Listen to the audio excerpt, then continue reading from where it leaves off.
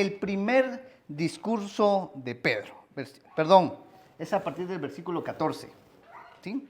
Versículo 14 al 36. Y dice así, entonces, la palabra del Señor. Sigan con la lectura. Entonces Pedro, poniéndose en pie con los 11, alzó la voz y les habló diciendo: varones judíos y todos los que habitáis en Jerusalén, esto os sea notorio y oíd mis palabras.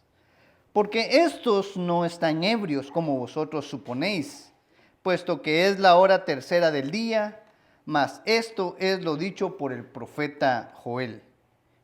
Y en los postreros días, dice Dios, derramaré de mi espíritu sobre toda carne, y vuestros hijos y vuestras hijas profetizarán, vuestros jóvenes verán visiones, y vuestros ancianos soñarán sueños.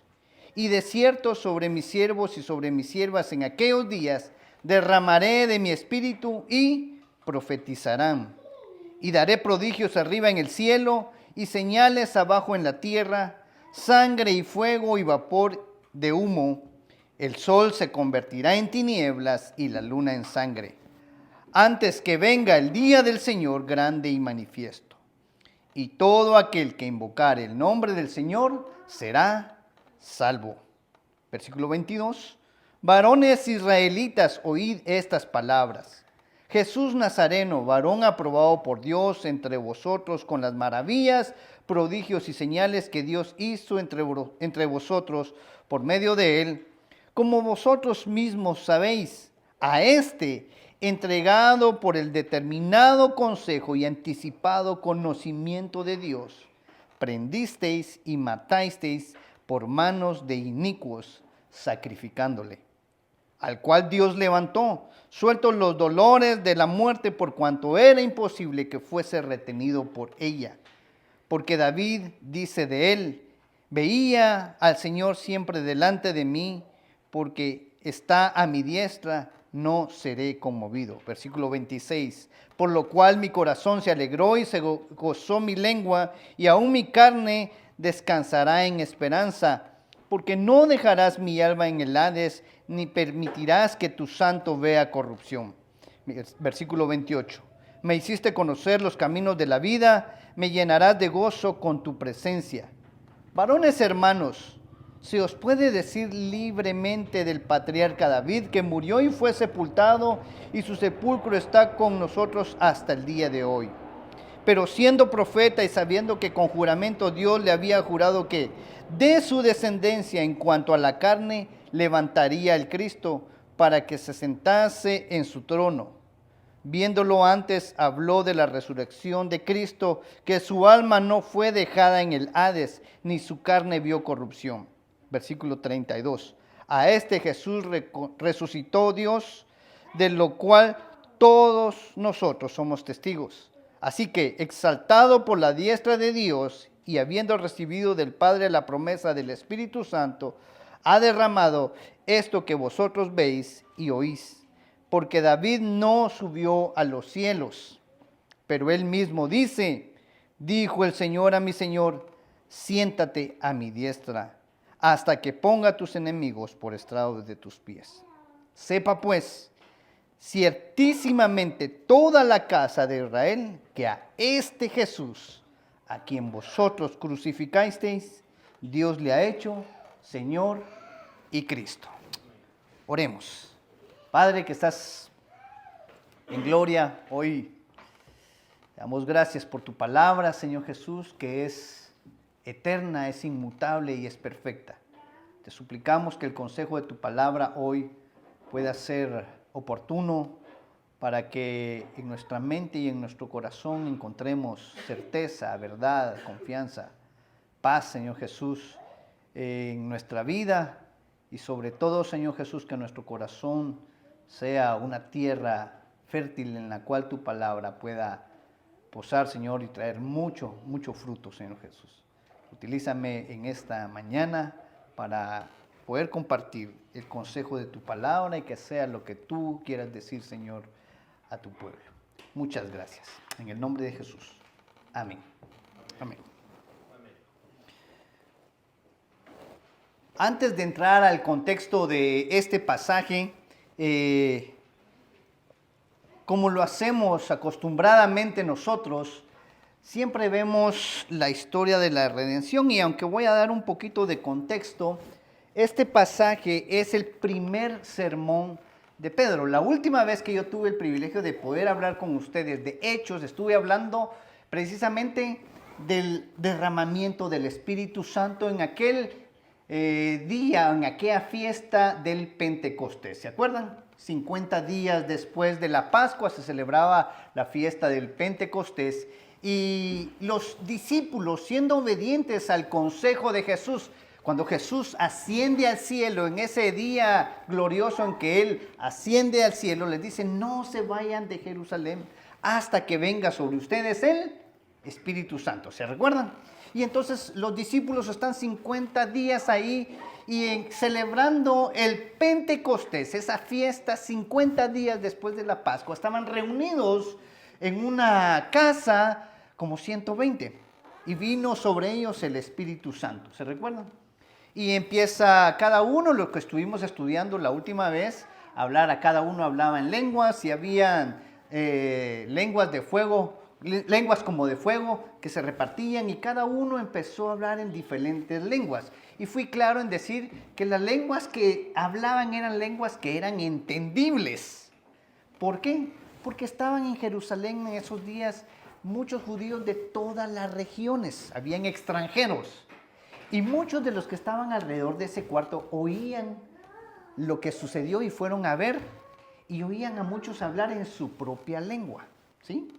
Imagínense que había un francés por ahí y llegó y oyó a uno de los discípulos hablar en francés, no de manteca, tranquilos, no en sándwich, en francés. De repente había otro hablando en inglés, de repente había hablando en griego, ¿sí? En arameo, y los oían hablar en lenguas que eran entendibles. Y la crítica de los que estaban ahí fue: algunos de estos han de estar borrachos, ¿se recuerdan? Y es precisamente lo que Pedro empieza a exponer en este sermón. Todo lo que leímos aquí, a partir del versículo 14 al 36, es el primer discurso de Pedro. Ahora, antes de entrar un poquito más de lleno al contexto, quiero hablar acerca de la historia de la redención que vemos en este pasaje. Porque debemos recordar, hermanos, nosotros, que el acto redentor ejerce sobre toda persona que ha sido resucitada espiritualmente, toda persona que ha sido perdonada, toda persona que ha sido justificada y santificada por medio de la obra de Cristo y el poder del Espíritu Santo, es un acto que transforma. Toda persona, el acto redentor, hermanos, transforma la vida de cualquier persona. Todos aquellos que hemos vuelto a la vida espiritualmente, todos aquellos que hemos sido perdonados, justificados, santificados, todos los que hemos experimentado esto, debemos de tener claro que ha sido un poder sobrenatural, abrumador, que no dependía de nosotros. Entonces, ese poder transformador, nosotros también lo vemos en Pedro, en su primer discurso. Vemos en nosotros la audacia, la valentía y el claro entendimiento que Pedro tenía al recordar este primer discurso. Y recordar, hermanos, que nosotros fuimos exactamente transformados por ese mismo poder que transformó a Pedro. ¿Y por qué digo transformó a Pedro? Ya que Pedro, unas semanas antes, había negado a Jesucristo. ¿Se acuerdan? Pedro había negado a Jesús unos cuantos días antes, unas cuantas semanas antes. Pero lo que vemos acá es un Pedro que se ha convertido y no teme hablar abiertamente de Jesús. Vemos un poder transformador en él. Cada uno de nosotros, hermanos, que hemos sido alcanzados entonces por la gracia y la misericordia de Dios, debemos considerar que el espíritu que se nos ha dado a nosotros no es un espíritu de temor, como lo platicábamos anteriormente, sino un espíritu de amor, de poder y de dominio propio. Por lo tanto, hermanos, por lo tanto, hermanos, no debemos de temer dar lo que nosotros mismos hemos recibido y anunciar las buenas nuevas del Evangelio de Cristo a todo aquel que nos demande razón de nuestra fe. Así que, hermano, no venga con usted, ay, es que me da miedo compartir la palabra. Es que me da miedo hablar de Jesús. Es que no sé qué decir. Crea en el poder que Dios ya le dio, porque el Espíritu Santo que se le ha dado a usted, hermano, es un espíritu de poder, de amor y de dominio propio. Finalmente, entonces, la historia de Pedro es la historia de cada cristiano, de cada uno de nosotros. La misericordia del Señor puede restaurar a cualquiera. Y déjenme decirlo, nos ha restaurado a nosotros. Amén. Ahora Pedro extiende esa misma misericordia a la multitud a la cual se va a exponer y que se ha reunido ese día del Pentecostés. Debemos entonces, hermanos, nosotros imitar a Pedro y hacer lo mismo. Compartir el Evangelio a toda persona que nos demande razón de nuestra fe. ¿Amén? Amén. Amén. Voy a seguir un poquito con el contexto para entrar ya de lleno a desarrollar este pasaje. Ya lo habíamos mencionado, ¿se acuerdan? Estamos hablando del libro de Hechos y habíamos mencionado bien que el libro de Hechos es básicamente la continuación del Evangelio de Lucas, ¿sí? El escritor es Lucas, bien lo narra el prólogo de este libro. Lucas, que viene narrando toda la historia de Jesús en el Evangelio, ahora empieza a narrar todo lo que sucede automáticamente después de la ascensión de Cristo y la historia que empieza con la iglesia. Estamos entonces hablando de la gran comisión, la cual fue recibida por Cristo. Estamos hablando de que ya hablamos un poquito de las últimas palabras de Jesús a sus discípulos: vayan y sean testigos. ¿A dónde? A Jerusalén, Judea, Samaria y hasta lo último de la tierra. Ya habíamos hablado del Pentecostés, esos 50 días, esa fiesta que se había celebrado después de la Pascua. Hablamos de la venida del Espíritu Santo y es precisamente la llegada del Espíritu Santo, unos versículos atrás que estuvimos estudiando, es precisamente este acto que antecede a Pedro y a su primer discurso. La llegada del Espíritu Santo en los acontecimientos del Pentecostés, en Hechos capítulo 2, versículos 1 al 13, prepara el escenario para este sermón de Pedro en los versículos 14 al 36, como bien lo hemos leído. En este punto es importante resaltar que este sermón, vean ustedes, este sermón marca el inicio del testimonio de la iglesia cristiana al mundo entero. Es donde empieza la iglesia a exponerse al mundo. Por eso es importante este sermón, la cual declara una cosa fundamental, y es que Jesucristo es el Señor crucificado y resucitado. Eso es lo que declara este sermón. Jesucristo es el Señor crucificado y resucitado. Y esos dos elementos son importantes para la predicación del Evangelio. Y lo voy a desarrollar un poquito más adelante.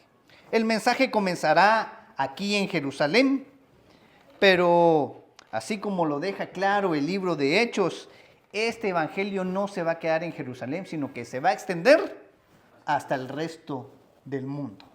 Es acá donde se origina. Aquí es donde explota. Y aquí es donde sale hasta el día de hoy. Por eso es que usted y yo estamos hoy sentados acá. Hasta acá repercute. Y voy a desarrollarlo ya entonces. Y voy a desarrollar 3 puntos importantes. Y como bien les había dicho, es un pasaje bastante extenso. Y no voy a ir desarrollándolo versículo por versículo, sino que voy a tratar de desarrollar 3 puntos importantes. Número 1, vamos a hablar de la persona, del mensajero, de Pedro. La porción de Hechos, capítulo 2, 14 al 36, como lo leímos, contiene uno de los sermones más asombrosos que se han predicado. Pero antes de ver lo que se dijo, cómo se dijo, vamos entonces a prestarle un poquito de atención a quién fue el que habló. ¿Quién es la persona que habló a la multitud allá en Jerusalén en este día. El versículo 14, empezando, revela que fue, ¿quién?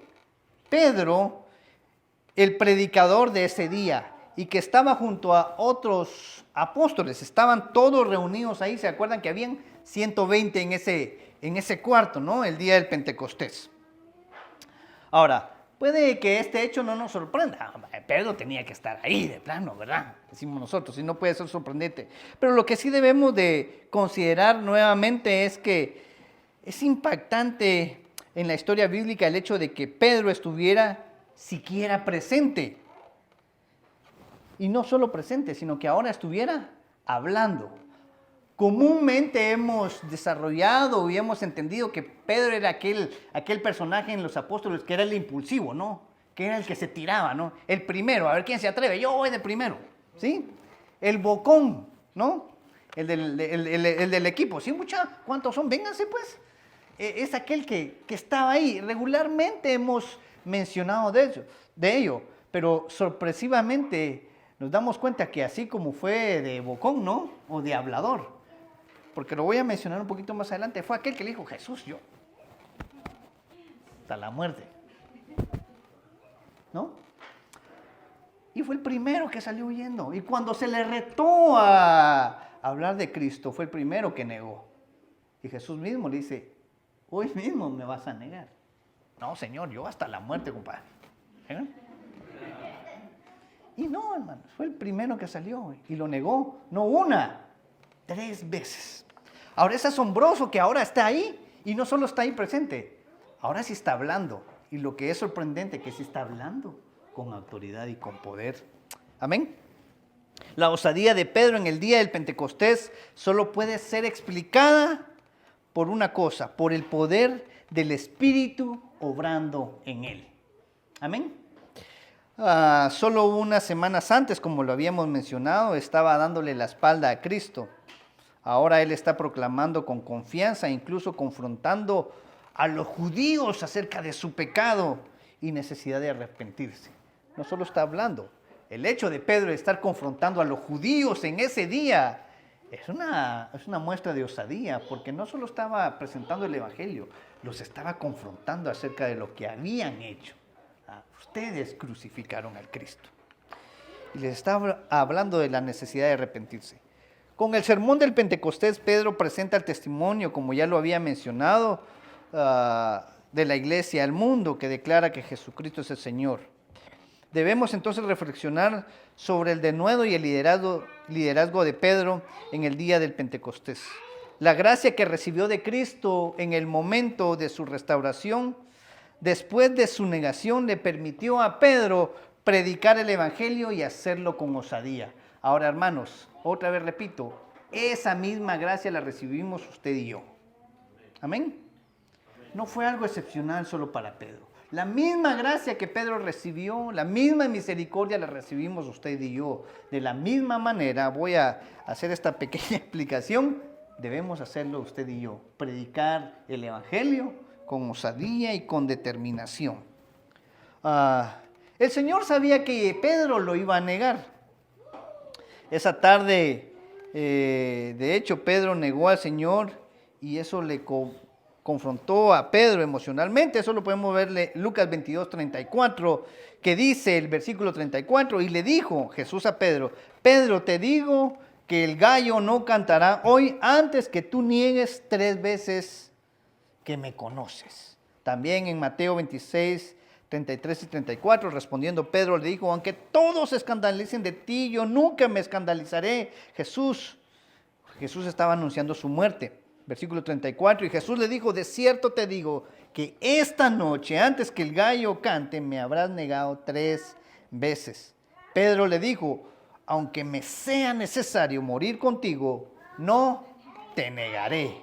Y todos los discípulos dijeron lo mismo. Y adivine qué pasó. Todos hicieron lo mismo. Se fueron huyendo. A la hora de rajar ocote, diría Willy en sus prédicas, ¿no? El famoso dicho. Aquí es donde vemos de verdad quién es quién. Y todos se rajaron, como decimos en buen chapín. Ahora, Vemos que Juan en el capítulo 21 completa esos detalles de lo que sucedió después de la negación de Pedro. A la luz de esa triple negación de Pedro, Cristo le extiende misericordia a Pedro. Pedro ha sentido el dolor de su pecado, pero también al mismo tiempo, cuando sintió el dolor de su pecado, también sintió el poder de la redención por la gracia de Cristo. La razón por la cual esto es importante es que la historia de Pedro es la historia de cada uno de los cristianos. Amén. La misericordia del Señor puede restaurar a cualquiera. No hay una persona sobre la faz de la tierra que no pueda declarar esto. La misericordia de Dios tiene el poder de restaurar a cualquier persona. Ahora Pedro extiende esa misma misericordia a la multitud que se ha extendido ahí en el Pentecostés y lo va a dar. ¿Ok? Entonces ya queda claro quién era Pedro.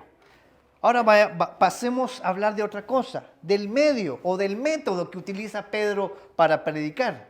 El punto número 2 entonces que quiero hablar es esto, el método. Entonces lo segundo que debemos de notar acerca del sermón del Pedro es ese método que utilizó para poder presentar ese mensaje, esa prédica. Vamos a observar de inmediato que Pedro dirige su audiencia a las Escrituras. Esto es lo que fue dicho por medio del profeta Joel. ¿A quién apela Pedro? A las Escrituras, a lo que fue dicho por el profeta Joel. Así empieza la predicación de Pedro. Vemos en el versículo 16 que precisamente eso es lo que dice Pedro acá. Pedro apela a las Escrituras, lleva a la audiencia a las Escrituras, lo que ya conocían. De hecho, Pedro apela a las Escrituras en diferentes y en repetidas ocasiones en este sermón. En el transcurso entonces de este sermón, Pedro entrelaza pasajes que vienen del Antiguo Testamento que hablan acerca de Cristo, como lo dice Joel, también como lo dice el Salmo 16, como lo menciona el Salmo 110, que es precisamente lo que Pedro utiliza para presentar este sermón. ¿Sí? Como bien notamos en la lectura, Pedro llama la atención de lo que David había mencionado ya.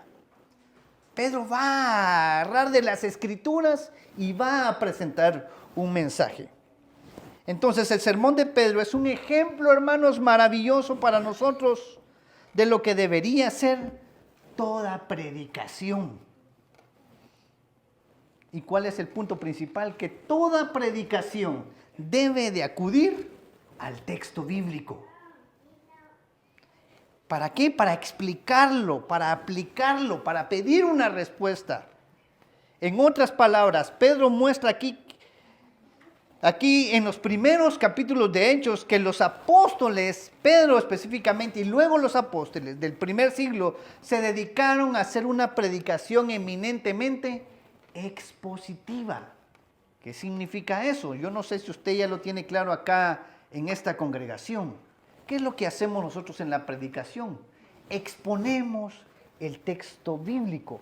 Vamos a las Escrituras, leemos el pasaje y tratamos de interpretar lo que el texto mismo de la Escritura dice. No intentamos nosotros imponerle nuestro interés, nuestro enfoque. No pretendemos nosotros ponerle a la Escritura o imponerle a la Escritura lo que nosotros queremos que diga. Hay una diferencia en el tipo de predicación, si usted ya lo sabía. Hay predicaciones que son temáticas y no estamos diciendo que son malas. Por ejemplo, vamos a hablar de la familia. Entonces vamos a desarrollar el tema de la familia. Pero lo que nosotros hacemos en esta congregación todos los domingos es predicar expositivamente. ¿Eso qué significa? Agarramos un pasaje de la Escritura y lo exponemos. Por eso es que William se pasó predicando de Mateo como 4 años, tratando de exponer versículo por versículo qué es lo que la Escritura dice. Ahorita estamos estudiando a otro profeta, ¿no? Y también tratando de exponerlo pasaje por pasaje. Y es lo que estamos intentando hacer nosotros acá. Vean que eso es lo que Pedro hace. ¿qué va a hacer Pedro? A predicar expositivamente, va a traer del Antiguo Testamento y va a predicar acerca de eso. A mí me parece curioso, yo no sé si ustedes le prestaron atención cuando William en algunos pasajes de Mateo, cuando William enseñó que Jesús estuvo confrontándose con los judíos o con los herodianos o con los saduceos. No sé si usted se dio cuenta que lo que vimos ahí es a Jesús tomando del Antiguo Testamento para venir y confrontar las interpretaciones que ellos tenían. ¿Se recuerda? Es básicamente lo que Pedro está haciendo acá, haciendo el mismo ejercicio que Jesús mismo hizo, tomar de la Escritura que ellos ya conocían. Ojo, acá debemos de tener claro, hermanos, ¿cuál es la Escritura que ellos tenían en este momento? El Antiguo Testamento, era de ahí donde iban a tomar. Y es precisamente lo que Pedro hace. Pedro, en su proclamación, se enfoca en la persona y en la obra de Jesucristo. Es en Él, en Cristo, en el que está centrado el mensaje de Pedro. Su enfoque es apropiado, dada la importancia del momento que acaba de ocurrir. Con demasiada frecuencia, hermanos, nosotros vemos sermones que se entrelazan alrededor, pero de otras historias, y no precisamente de la historia de Cristo. O temas que no tienen relación. Con demasiada frecuencia nos damos cuenta que hay un montón de sermones que no se encierran o no se enfocan en la persona de Cristo. Pero este no es el caso de Pedro. Quiero recordarles, hermano, que cuando estuvimos hablando hace algunos meses por ahí del Evangelio y estuvimos haciendo el ejercicio en los grupos en casa hablando acerca de qué es el Evangelio, ¿se acuerdan que habíamos mencionado una sola cosa? Predicar el Evangelio, ¿qué es, hermanos? Es hablar de la transformación en mí. ¿Se acuerdan? Era dar mi testimonio de cómo Dios, yo antes era un desgraciado. No. Y ahora, antes yo era un borracho. Antes yo era. Quedó claro en esta congregación que ese no es predicar el Evangelio. Predicar el Evangelio es centrarse en la persona y en la obra de Cristo. No tiene que hacer más. No tiene que hablar de mi testimonio, yo era. Fíjese que yo antes. Ese no es presentar a Cristo. Presentar a Cristo es a presentar a Él en su persona y en su obra. Y es precisamente lo que Pedro está haciendo en este sermón. Presentando a Cristo. Su sermón es directo y demuestra el cumplimiento de las promesas de Dios en la persona y en la obra de Jesucristo, como lo habíamos mencionado. Vayamos entonces al tercer punto, que es el que quiero desarrollar en esta mañana. El tercer punto entonces es el mensaje. Ya hablamos de la persona, claramente es Pedro, cómo el poder transformador del Espíritu Santo lo hizo predicar. Ya hablamos del medio, de la manera en que Pedro estaba exponiendo, ¿sí? Una manera expositiva de traer la palabra de Dios para exponer a Cristo. Y ahora entonces vamos a hablar del mensaje. Y aunque sí, el mensaje de este pasaje es bien largo y seguro que no lo voy a tratar porque es muy extenso y no voy a ir pasaje por versículo por versículo. Voy a tratar de hacer una generalización del mensaje que Pedro da. En Hechos 2, versículos 17 al 21, Pedro explica y defiende las acciones de los apóstoles en el aposento alto en el Pentecostés. Pedro empieza a defender aquellas acusaciones que se hacían de que estaban borrachos, ¿se acuerdan? Estos han de estar borrachos, porque los oímos. Y Pedro empieza a hacer en este sermón una aclaración acerca de esto y empieza a explicar y a defender las acciones de estos que estaban ahí reunidos. Algunos judíos en la multitud creían que los apóstoles estaban borrachos, según el versículo 13. Pero Pedro explica que esto es lo que el profeta Joel ya había predicho y que había predicho acerca de los desconcertantes acontecimientos que iban a suceder en el Pentecostés y que por lo tanto los apóstoles estaban cumpliendo así la profecía que ya había sido establecida desde el Antiguo Testamento. ¿sí? Cuando viene el Espíritu Santo, el día del Pentecostés, y los apóstoles y los discípulos que estaban ahí reunidos, esos 120 empezaron a hablar en lenguas, estaban únicamente, hermanos, cumpliendo lo que la Escritura ya había prometido que iba a suceder, lo que la Escritura ya había dicho que iba a suceder. Pedro dice que Joel, capítulo 2, profetizó que ¿qué señales milagrosas acompañarían entonces el derramamiento del Espíritu en esos últimos días? Porque esto se recuerda lo que dice el profeta Joel. Y en los últimos días derramaré de mi Espíritu sobre toda carne. Ahora, veamos algo importante.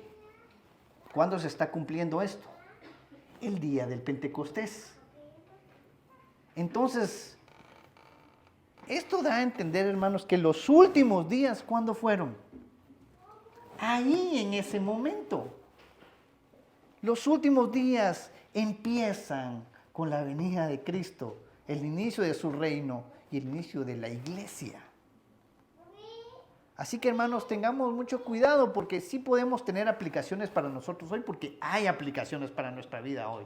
Pero hay algo bien importante que nosotros estamos tratando de enseñar, y aunque no es una exposición la que yo voy a dar hoy en el tema escatológico, sí voy a mencionar esto rápidamente. No nos asustemos con que, hermanos, ya estamos en los últimos días. Ya viene Cristo, el nuevo Papa, de plano a ser la bestia.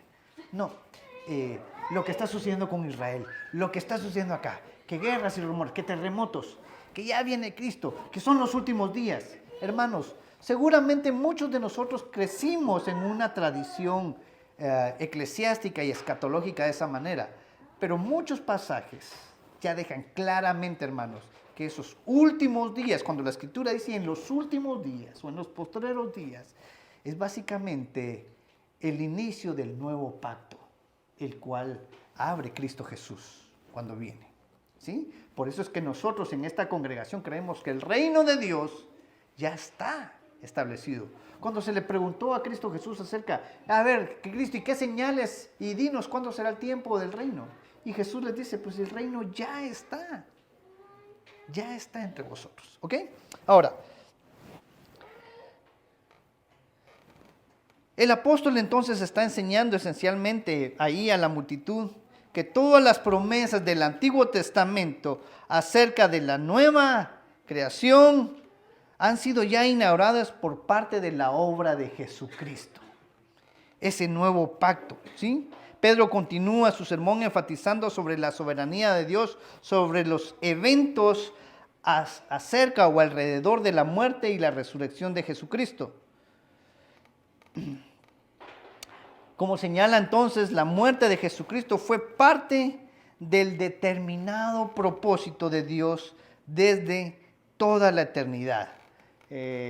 La otra vez yo tuve el privilegio con ustedes de hablar acerca de la resurrección de Cristo, ¿se recuerdan? Y estuvimos desarrollando ahí que la resurrección de Cristo, su muerte, su resurrección, no es una cuestión que salió así de guasa, ¿no? De chiripa, diríamos en Guatemala. Es una cuestión que ya estaba predeterminada por Dios. Jesús mismo, él anunciaba su muerte. Ya estaba predicho desde la antigüedad que Cristo Jesús iba a padecer, iba a ser crucificado, pero también que iba a ser resucitado, ¿sí? No es una cuestión que sucedió simplemente al azar. Hay algunas tradiciones teológicas que tienen la noción equivocada de que la historia de este mundo, la historia de nosotros, se va desarrollando como un proyecto que coopera con Dios, ¿no? Nuestra voluntad, nuestro libre albedrío coopera con Dios. Hay una cooperación entre Dios y los hombres. Es decir, que Dios está esperando a ver cómo nuestras acciones le dan forma a la historia, y luego entonces Dios, después de que nuestras acciones le dan forma a la historia, Dios interviene.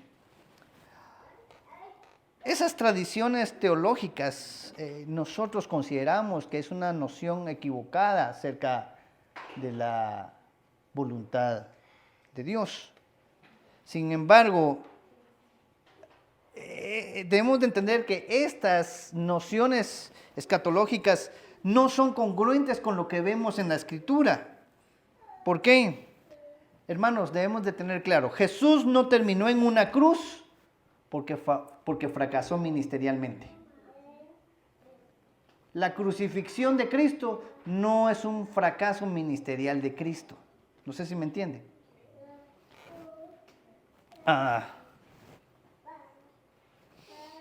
Pedro declaró que Jesús fue entregado en la cruz por Dios el Padre, según el plan predeterminado que ya estaba establecido. En el versículo 23 vemos eso. Dios no envió a Jesucristo para ver cómo su creación, en su naturaleza pecaminosa, respondería a Él. Dios no dijo, Jesús, anda a la tierra a ver si aquellos responden. A ver si la naturaleza o la creación en su pecaminosidad te responden o te hacen caso, pues. Vamos a arriesgarnos a ver si te hacen caso. Tampoco Dios, el Padre, envió a su Hijo Jesús considerando que la cruz iba a ser una posibilidad. Dentro de todas las posibilidades, Jesús, la crucifixión es una de las tantas posibilidades. Es el plan C, pues, por si no funciona el A o el B. No sé si me entienden. Cuando, hermanos, esta es una cuestión que debemos de tener clara. ¿Cuántos planes tiene Dios? Uno, no tiene dos, no tiene plan B. Cuando hablamos de la soberanía absoluta de Dios, de su eterno poder, de su soberanía, de su sabiduría, de su omnipotencia, de su omnisciencia, no hay algo que lo agarre a Dios por sorpresa. ¡A la gran! Es Elías, hombre, ¿por qué se casó con Andrea? Me movió todo. Y voy a hacer un paréntesis aquí rapidito. Esa idea romántica de Disney, de que está la princesa y el príncipe que salen corriendo, se juntan, ¿sí? O en las telenovelas mexicanas donde sale y van y se juntan. Tú eres para mí, tú estabas para mí, y el destino nos juntó. Hermanos, hay algunos que crecimos con esa idea que Dios tenía un príncipe azul preparado para mí. No, hermano, la persona que está a la par suya, usted la escogió, ¿no? Sí, usted la escogió. ¿A qué voy con esto? Es que Dios no sale. Es Elías, hombre, me jugó ahí la vuelta y yo no sabía que me iba a hacer esto, y ya terminó casándose con Andrea. Pero realmente él le iba a tocar con otra. Y vean el tema, porque si hacemos eso, entonces ya le chanfleamos todo el plan a Dios. Porque esa otra, entonces, ¿con quién le toca? Y ahora le toca con otro que no era con ese, sino que era con otro. Entonces ya vieron, entonces, ¿qué chanflerío hubiera tocado si uno de nosotros le hubiera jugado la vuelta a Dios? No sé si se dan cuenta. No le pudimos haber jugado la vuelta a Dios, hermanos. Dios no tiene dos planes. Dios no saque, como aquel hizo eso, el plan B. No sale con el plan B. Él solo tiene un plan, porque Él es perfecto, Él es poderoso y lo que Él ha determinado se va a cumplir. Amén. Entonces, la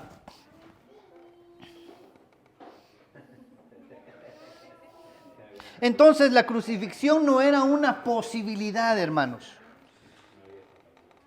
Jesucristo fue el Cordero de Dios enviado a morir.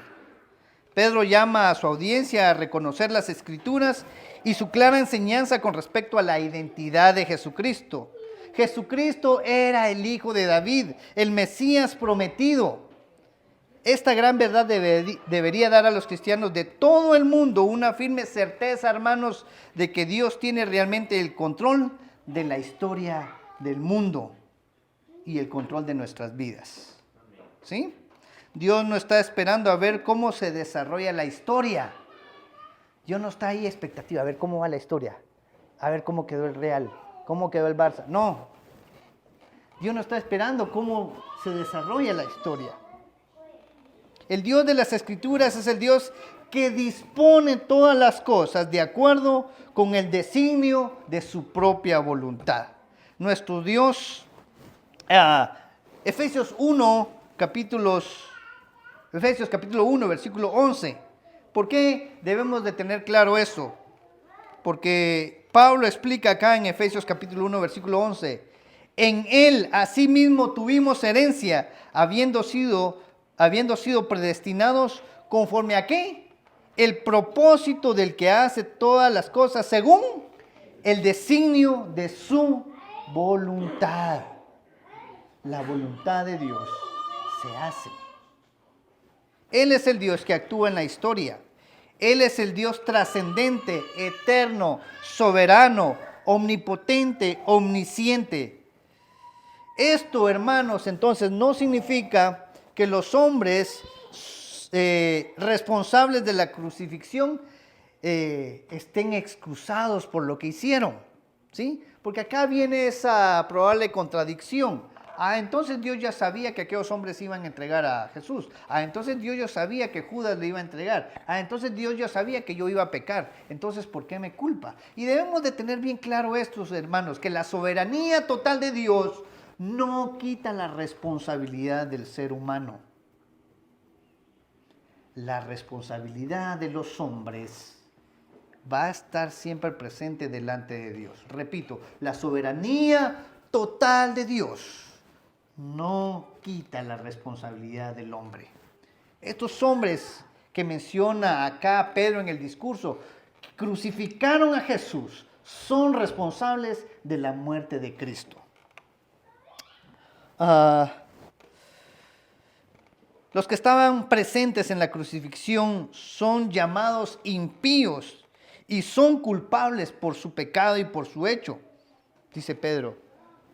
Y aunque la Biblia contiene estos dos hechos que aparentemente son contradictorios, como lo ha mencionado muchas veces William, parece contradictorio, pero no lo es.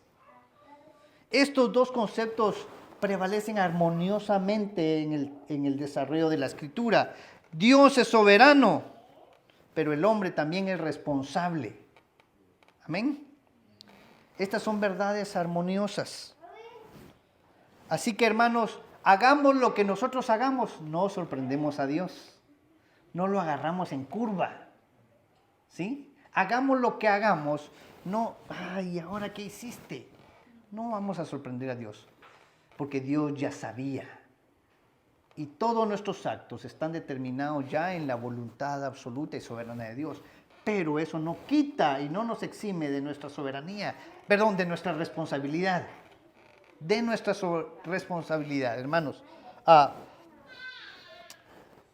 Ahora voy dándole el punto ya para ir finalizando. Por supuesto, esta historia no termina con la crucifixión de Cristo. Y si se dan cuenta, no estoy desarrollando versículo por versículo. Sí voy desarrollando cómo Pedro va tratando la historia de Cristo. Ustedes crucificaron a Cristo. Ahora, Pedro termina y le da punto final a su sermón diciendo, pero no termina esto con la muerte de Cristo. Pedro continúa en su sermón señalando que a este Jesús ustedes lo clavaron, ahí en el versículo 23 y 24, ustedes lo clavaron en una cruz por manos de impíos y lo mataron, pero Dios lo resucitó, dice Pedro, ahí en los siguientes versículos, en el 23, en el 24, en el 32 y en el 33, dice el versículo 23, a este, entregado por el determinado consejo y anticipado conocimiento de Dios, prendisteis y matasteis por manos de inicuos, crucificándolo. El versículo 24, al cual Dios, ¿qué? Levantó, sueltos los dolores de la muerte, por cuanto era imposible que fuese retenido por ella. Versículos 32 y 33, a este Jesús resucitó Dios, de lo cual todos nosotros somos testigos. Y vean, esto es importante, son testigos, porque estos que estaban ahí en el aposento alto, estos 120 habían sido testigos de la resurrección de Cristo. Y hermanos, seamos honestos, ellos estaban dispuestos hoy a dar su vida por esa verdad que ellos mismos habían sido testigos. Ese Cristo que ustedes mataron, Dios lo resucitó. Amén. Así que este que ha sido resucitado ahora es exaltado por la diestra de Dios y habiendo recibido del Padre la promesa del Espíritu Santo, ha derramado esto que vosotros veis y oís. La gente impía y malvada había tratado de matar a Jesús, pero Dios lo levantó de los muertos. Toda la redención vemos en todo esto, hermanos, entonces que todo ese acto de redención es iniciado por Dios y culminado por Dios. ¿Quién lo levantó de los muertos? Dios. ¿Y por qué consejo había sido predeterminado que él iba a ser crucificado? Por Dios. Todo es producto y obra de Dios. Él es el que hace toda la obra. Los seres humanos habían llegado a un punto de absoluta rebelión.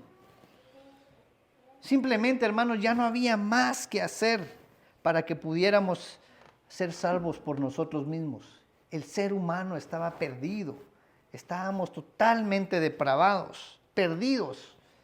Pero Dios tomó la iniciativa y nos salvó mediante la obra de Cristo. Finalmente, Pedro hace un llamado a su audiencia a reconocer las Escrituras y la clara enseñanza del Antiguo Testamento con respecto a la identidad de Jesucristo. Y Pedro apela y le dice en el versículo 36, sepa pues ciertísimamente toda la casa de Israel, o sea, todos ustedes tienen que saber que a este Jesús a quien vosotros crucificasteis, Dios le ha hecho Señor y Cristo. No hay duda. Él es el Cristo. ¿Y se acuerdan por qué lo crucificaron? Precisamente por eso. ¿Eres tú? ¿Eres tú? No lo crucificaron por haber sanado a algunos enfermos. No lo crucificaron por haber echado a algunos demonios. Lo crucificaron por lo que Él decía que era el Cristo. ¿Sí? ¿Por qué lo siguen los romanos también y no lo quieren? Por lo que Él decía que era. Era por su identidad. Y aquí Pedro deja bien claro eso. Entonces, si vamos a hablar de la identidad, aquí está claro el mensaje. Él es Señor y Cristo. Entonces el argumento de Pedro en este sermón está saturado de las Escrituras. Usted va a ver cómo Pedro apela a las Escrituras para dar estas declaraciones. Pedro está razonando a partir del Antiguo Testamento para demostrar que Jesús es en realidad el Hijo de David, el Mesías prometido de Dios. Termino con dos aplicaciones en esta mañana. ¿Qué podemos aprender para nosotros entonces hoy? Número uno, yo quisiera que nos fuéramos con esto en nuestro corazón. No debemos, hermanos, dudar del poder de la obra redentora que Dios hizo en nosotros y las implicaciones que esta obra trae para nuestra vida en todos los ámbitos. ¿A qué me refiero? El poder de la obra redentora en nosotros, hermanos, va a producir cambio. He aquí, el que está en Cristo, nueva criatura es. Usted ya no es el mismo cobarde que era antes, porque se recuerda, la Escritura dice que el reino de los cielos no es para cobardes, sino para los valientes. Usted, hermano, ya no es el mismo cobarde que salía huyendo de las responsabilidades. Usted ya no es el mismo cobarde que sale huyendo de la verdad, que está dispuesta a confrontarla. Usted ya no es aquella persona que mentía. Usted ahora es la persona que ama la verdad. El poder de la obra redentora de Cristo trae implicaciones para toda nuestra vida. La manera en que nosotros vivimos nuestra vida hoy en Cristo es totalmente diferente a como la vivíamos antes, por la gracia y por la misericordia que Él ha derramado sobre nosotros. ¿Sí? ¿Usted ha visto el cambio en su vida? ¿Ha visto el cambio en su vida? Amén. Usted puede testificar, hermano, que cuando el Evangelio viene a una persona, hay cambios. Y no solo para él, para su entorno, para su círculo más cercano, para su familia. Aquel hombre que desperdiciaba todo su dinero en licor, en vicios, y que dejaba probablemente a sus hijos sin comer. cuando la luz del Evangelio viene, se producen cambios, ¿o no? Hay luz, hay desarrollo. Por eso es que nosotros, nos van a ver hermanos, a William, a mí y a muchos de nosotros, teniendo este claro entendimiento que el Evangelio va a producir cambios, no solo en nuestra vida personal, sino que esto se va a reproducir. Cuando nosotros decimos que tenemos la esperanza de que esta nación va a ser mucho mejor, es porque creemos que la luz del Evangelio hace que una nación sea mejor. Hombres con corazones perdidos en su naturaleza pecaminosa nunca van a poder gobernar bien una nación. Nunca. Porque van a estar atados a sus pasiones pecaminosas, a lo corrupto de su corazón. Y hombres gobernando una nación así, adivine qué va a suceder. Van a velar solamente por sus propios intereses. Pero cuando una persona ha entregado verdaderamente su corazón al Señor y la obra redentora ha venido al corazón de esta persona, esa persona ha sido transformada. Por lo tanto, esa es una persona transformada, guiada por el Espíritu Santo. Va a ser una persona que va a producir cambios. ¿Hay esperanza en el Evangelio, hermanos? Amén. La única manera en que podemos ver cambios es con la luz del Evangelio. Amén. Por eso es que 2 Timoteo 1:7 dice lo siguiente: porque no nos ha dado Dios un espíritu de cobardía, sino de poder, de amor y de dominio propio. Confiemos en que ese espíritu está en nosotros. ¿Sí? Ya lo tenemos. Así que no hay excusa, hermano. Debemos hacerlo. Y número 2, termino con esta aplicación. Entendamos de una vez por todas cuál es el único método totalmente efectivo para darle respuesta a nuestras preguntas, para enseñar, argumentar y en última instancia darle respaldo a la razón de nuestra fe. ¿Cuál es el único método? La Escritura. Como Pedro lo hizo, agarrar a la Escritura, apelar a la Escritura para darle sentido y razón a nuestra fe. Debemos de tener bien claro eso. Entendámoslo de una vez por todas, hermanos. Es solamente apelando a la Escritura. Por eso es que nos van a escuchar a nosotros en nuestra argumentación siempre es, ¿qué es lo que la Escritura dice? ¿Qué es lo que la Biblia dice? Ni siquiera, hermanos, es nuestra propia experiencia la que determina la verdad. ¿Quién determina la verdad? Dios mismo. Él es verdad. Y su palabra, la Escritura, es el reflejo de su carácter y su naturaleza. Entendamos de una vez por todas, hermanos, que para darle respuesta a nuestra vida, ¿a dónde debemos de ir? A la Escritura. Dios ya determinó en la Escritura todo lo que el hombre necesita para poder desarrollarse en esta tierra. No hay un tema que tenga que ver con la interacción del hombre al que Dios se le haya olvidado. Dios no dijo, la muchacha, aquí se me olvidó darles instrucciones. Ay, miren cómo salen, va. Dios no es así. La Escritura da respuestas para el todo de la vida. Y cuando digo el todo de la vida, seguro que la Escritura no dice cómo arreglar un teléfono, iPhone. No, o sea, esa es otra cosa, hermano, ¿sí?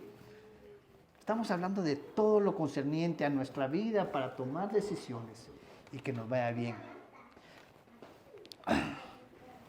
Entonces termino con 2 Timoteo 3:16 y que este pasaje, hermanos, nos confronte. ¿Por qué? Porque toda la Escritura es inspirada por Dios y útil ¿para qué? Para enseñar, para redarguir, para corregir, para instruir en justicia, a fin de que el hombre de Dios sea, ¿qué, hermanos? Perfecto, enteramente preparado para toda buena obra. Que su palabra nos confronte y que este versículo, hermanos, no se quede solo ahí.